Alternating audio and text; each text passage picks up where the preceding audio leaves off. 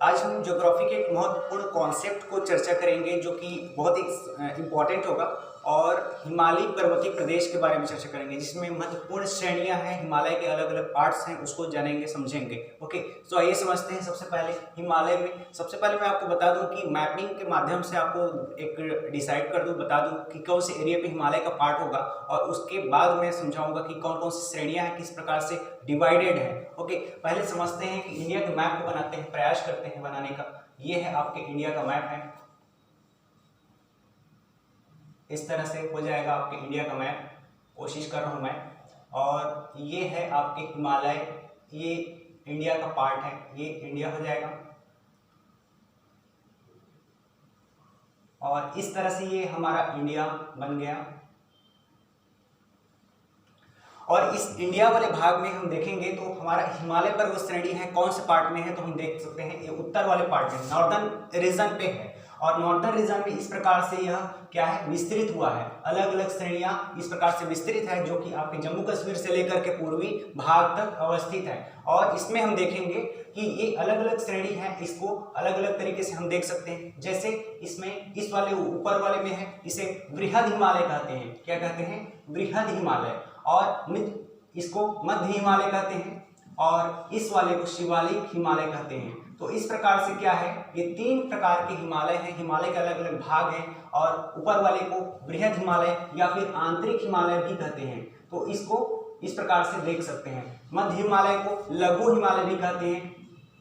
और शिवालिक हिमालय यह एक नवीन प्रकार का हिमालय है जो कि बाह्य हिमालय भी कहा जाता है। तो इस प्रकार से आप अलग अलग तरीके से इसको देख सकते हैं, डिवाइड करके देखें। और हम इसके फीचर्स क्या है, इंपॉर्टेंस क्या है, इसको हम समझते हैं। आंतरिक हिमालय या बृहद हिमालय या फिर मध्य हिमालय या फिर लघु हिमालय या फिर शिवालिक हिमालय का जो पार्ट है या फिर बाह्य हिमालय जिसे कहते हैं, इसको हम अलग अलग तरीके से इसके डिस्क्रिप्शन देखते हैं। ओके, चलिए आइए समझते हैं इसको किस प्रकार से डिवाइड करके रखा गया है, हम ज्योग्राफी में किस तरह से इसे पढ़ते हैं। इसके पहले मैं थोड़ा सा बताऊंगा आपको हिमालय की उत्पत्ति किस प्रकार से हुई, हिमालय किस प्रकार से इसका स्ट्रक्चर कैसे फॉर्म पे आया, उसको मैं 2 मिनट में समझा रहा हूँ आपको। उसके बाद समझते हैं फिर हिमालय की किस प्रकार से स्ट्रक्चर है। ओके, समझते हैं। सबसे पहले एक भाग था इस प्रकार से, एक चट्टान थी, बड़े से चट्टान, इसमें ऊपर वाले और नीचे वाले 2 भाग थे। मैं शॉर्टकट में समझाने का प्रयास कर रहा हूँ। और ऊपर वाले को अंगारा लैंड कहते थे। क्या कहते हैं? अंगारा लैंड। और अंगारा लैंड इस प्रकार से हो गया। और नीचे वाले जो है गोंडवाना लैंड है, तो गोंडवाना लैंड। तो गोंडवाना लैंड और अंगारा लैंड के बीच में एक महत्वपूर्ण सागर था और इस सागर के जो नाम है उसके टेथिस सागर कहा जाता था। कौन सा सागर है? टेथिस सागर। और टेथिस सागर एक प्रकार सा इस बीच में क्या हुआ, हलचल हुआ, भूकंपीय हलचल के कारण इस प्रकार से इसमें दबाव हुआ, प्रेशराइज हुआ। और प्रेशर के कारण इस तरह से इसके जो है चट्टान है इस प्रकार से क्या हुआ, इस प्रकार से प्रेशर हुआ और एक दूसरे से टकरा गई। और यह टेथिस सागर एक उथला हुआ सागर के रूप में यह सागर क्या हो गया, एक ऊपर उठने लगा। और ऊपर उठने लगा, यही श्रेणी के निर्माण करते गए और अलग अलग श्रेणी में यह डिवाइड होते गया। और यह टेथिस सागर जो मलबा था वह एक प्रकार से हिमालय के नवीन श्रेणी आकार ले लिया। और यह जो प्रक्रिया है वर्तमान में भी चली आ रही है। इस प्रकार से इसका हिमालय की उत्पत्ति होती है और इस प्रकार से हिमालय जो है वलित हिमालय के रूप में इसकी निर्मित हो रहा है। ठीक है, तो इसको हम देखेंगे और ये छोटा सा है आपको समझने के लिए।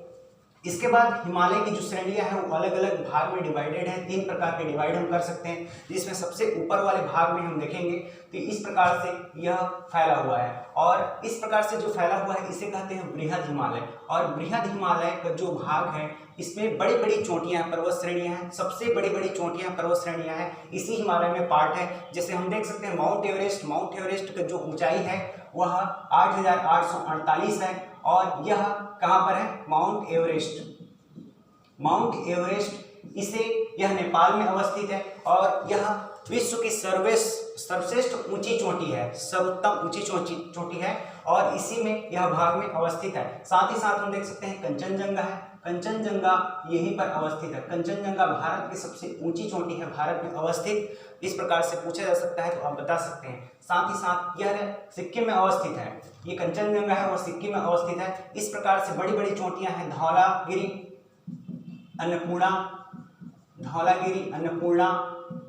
और यहाँ पर एक है केटू गाडविन ऑस्टिन, केटू गाडविन ऑस्टिन। इस प्रकार से यह पीओके का पार्ट है। वर्तमान में यह पाक अधिकृत कश्मीर के पार्ट में आता है और K2 गॉडविन ऑस्टिन यह भारत की सर्वश्रेष्ठ ऊंची चोटी के रूप में भी अवस्थित है। इस प्रकार से हम देख सकते हैं यह वृहद हिमालय का पार्ट है, इसे आंतरिक हिमालय भी कहा जाता है। इसका कारण यह है कि समुद्री भाग के अंदर का पार्ट पड़ता है, इसलिए इसे आंतरिक हिमालय के रूप में देखा जाता है।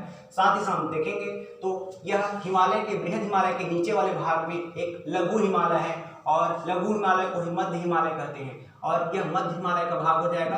और मध्य हिमालय में देखेंगे इसकी विशेषताओं के इसके बीच में एक घाटी का निर्माण हुआ है। इन दो पर्वत श्रेणियों के बीच में घाटी का निर्माण हुआ है और घाटी जो है अलग अलग क्षेत्र में अलग अलग नाम से जाना जाता है। जैसे हम देख सकते हैं कि यहाँ पर पूर्वी क्षेत्र में जो घाटी अवस्थित है उसे हम कहते हैं कश्मीर की घाटी। क्या कहेंगे? कश्मीर की घाटी कहते हैं। और इस प्रकार से इस पूर्वी क्षेत्र में यह पश्चिमी क्षेत्र हो जाएगा, यह पूर्वी क्षेत्र हो जाएगा और पूर्वी क्षेत्र में जो घाटी का निर्माण हुआ है उसे काठमांडू की घाटी कहते हैं। तो इस प्रकार से काठमांडू की घाटी यहाँ पर अवस्थित है।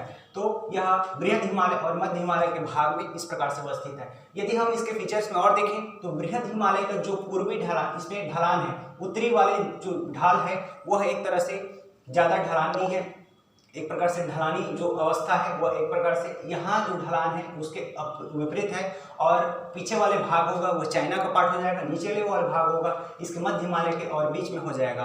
तो यहाँ पर हम देख सकते हैं इस प्रकार से। इसके बाद हम देखेंगे मध्य हिमालय का जो पार्ट होगा, मध्य हिमालय या लघु हिमालय जिसे कहते हैं, इसके निचले वाले हिस्से पर हम देखेंगे घास के मैदान पाए जाते हैं और यह इसी के ढलान वाले क्षेत्र में पाए जाते हैं और घास के मैदान को अलग अलग नाम से जाना जाता है। और इस प्रकार से जो सोनमर्ग कहा जाता है, आपको नाम पता होगा, जो पश्चिमी क्षेत्र में घास के मैदान पाए जाते हैं उसे मर्ग कहा जाता है और उसी के नाम पर सोनमर्ग और गुलमर्ग का नाम पड़ा हुआ है। ये बहुत इंपॉर्टेंट है और इसी के नाम पर सोनमर्ग गुलमर्ग एक बहुत महत्वपूर्ण प्लेस है, आपके कश्मीर में देख सकते हैं। इसी तरह से हम यहाँ पर पूर्वी क्षेत्र में देखेंगे तो वहाँ पर भी आपको बुग्याल और पयार नाम का घास का मैदान वहाँ पर मिलेगा। इसे कहते हैं बुग्याल या फिर पयार कहते हैं। यह आपके उत्तराखंड के क्षेत्र में पाया जाता है और यह घास का मैदान है। तो इस प्रकार से बुग्याल और पयार इस तरह से यहाँ पर अवस्थित है। तो यह आपके मध्य हिमालय के ढलान में यह अवस्थित है और इस प्रकार से नीचे वाले भाग में आपके हो जाएंगे एक शिवालिक हिमालय है और शिवालिक हिमालय का जो पार्ट होगा वह इस प्रकार से है। और शिवालिक हिमालय को ही हम क्या कहते हैं? बाह्य हिमालय भी कहते हैं। बाह्य हिमालय इस प्रकार से अवस्थित है और यह सबसे छोटी होगी। ठीक है, इसमें हम अलग अलग तरीके से और भी देखेंगे। इसमें इसके बीच में इस वाले पार्ट में महत्वपूर्ण स्वास्थ्यवर्धक प्लेस है और महत्वपूर्ण स्वास्थ्यवर्धक प्लेस में जैसे आप देख सकते हैं मसूरी देख सकते हैं, चक्राता इसी में देख सकते हैं, इसमें देख सकते हैं रानीखेत देख सकते हैं, इसी में देख सकते हैं दार्जिलिंग देख सकते हैं।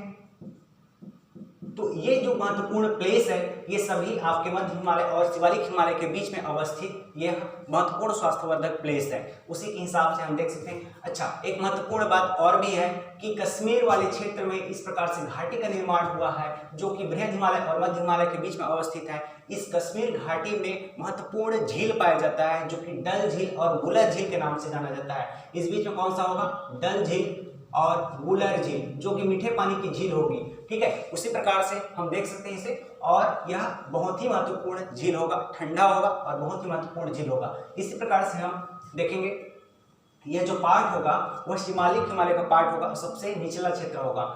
बृहद हिमालय के भाग में हम देखेंगे तो यह इसकी औसत ऊंचाई जो होगा वह सबसे ज़्यादा होगा और शिवालिक हिमालय का जो औसत ऊंचाई होगा सबसे कम होगा। जैसे हम इसके ऊंचाई के बारे में देखेंगे तो यहाँ शिवालिक हिमालय में जो ऊंचाई होगा लगभग आपके 1000 से 1500 आपके लगभग ऊंचाई के आसपास हो सकता है, इसकी औसत ऊंचाई होगी। मध्य हिमालय का जो ऊंचाई होगा लगभग 4500 ऊंचाई हो सकता है। ठीक है, लगभग इसको देखेंगे बृहद हिमालय का होगा वह लगभग 6000 मीटर औसत ऊंचाई इसकी हो सकती है। तो इस प्रकार से ऊंचाई के क्रम में देखेंगे तो इसकी ऊंचाइयों का क्रम है। और साथ ही साथ ये भी देखेंगे कि हिमालय को हम विस्तृत अध्ययन करें तो यहाँ पर देख सकते हैं, यहाँ पर हिमालय जो होगा वह इस प्रकार से ये क्षेत्र होगा वह पूर्वी क्षेत्र होगा और जबकि यह क्षेत्र होगा वह पश्चिमी क्षेत्र होगा। और यह पूर्वी क्षेत्र होगा और पश्चिमी क्षेत्र होगा उसमें डिफरेंस है।